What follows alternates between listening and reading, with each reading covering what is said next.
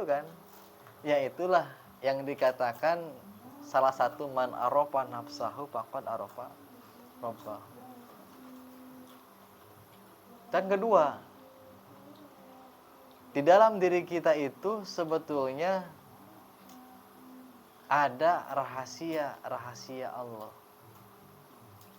yang perlu kita kaji, yang perlu kita pelajari. Iya, di antaranya itu ada yang kita sebut tentang qalbun, ruh, nafsi.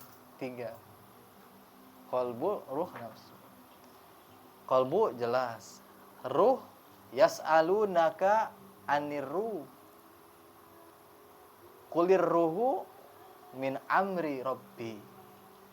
Ketika mereka bertanya tentang ruh, ya, katakanlah ruh itu urusan Allah.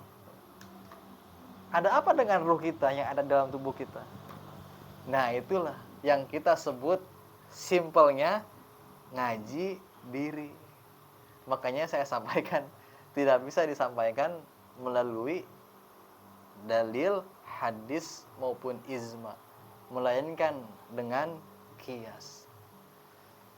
Gitu. Dan itu man arafa nafsahu faqad arafa rabbahu, itu bisa ditempuh dan bisa dicari apabila kita sudah memahami tentang ilmu syariat, ilmu tarekat, dan ilmu hakikat. 3 makom ilmu kita yang harus dicari. Bagaimana cara mencarinya? Nah, ini PR buat kita karena saya pun sekarang lagi mencari.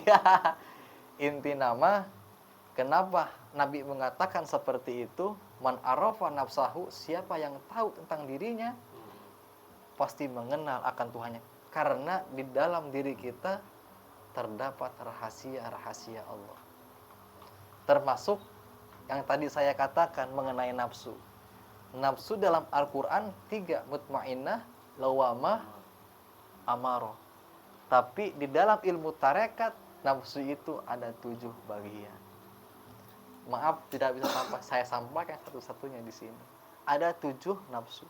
Dan itu pun ada tempatnya dan ada bagian-bagiannya nafsu ini nih. Itu yang kita sebut dengan sebutan latifah. Untuk membongkar jasad kita, untuk membongkar batiniah kita. Itu. Ya, jadi ini mah hanya sekedar pengetahuan kenapa Nabi bersabda karena di dalam jasad kita terdapat rahasia-rahasia Allah.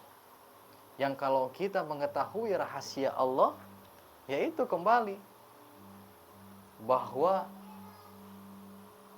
hicupna kita, bernapasna kita, mendengarna kita, melihatnya kita, menyadari illa bihaqillahi ta'ala. Semua itu adalah atas kehendak Allah Ta'ala. Jadi yang kayak gini, karena itu adalah makom tauhid. Cuman hampir menuju karena makom ma'rif. Ya karena tadi tidak sempurna seseorang yang mengaku ma'rifat kalau masih menyangka bahwa ada penolong selain Allah. Jadi memang ahli ma'rifat itu dia sudah ridho dengan hukum Allah, ridho dengan takdir Allah.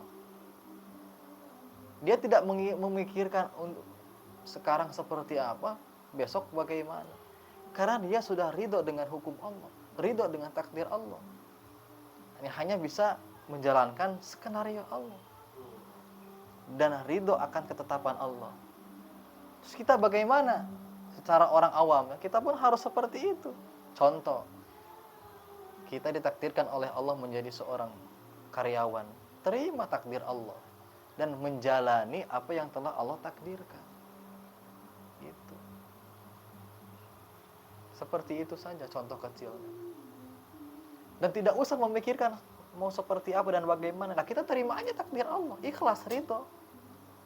Jangan sampai kita sudah ditetapkan oleh Allah menjadi seorang pekerja, pikiran kita ingin menjadi seorang penjabat, pikiran kita untuk menjadi seorang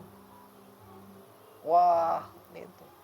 Kalau kita ridho dengan ketetapan Allah lah, secara tidak langsung kita sudah masuk ke dalam makom tersebut. Jadi ini mah ngajina harus ke rumah bawa kopi jeung udang garam merah. baru bisa terbuka. Mau masih ganteng nggak? Waduh. Oh, ayam putih pada Nilai 5 nilai.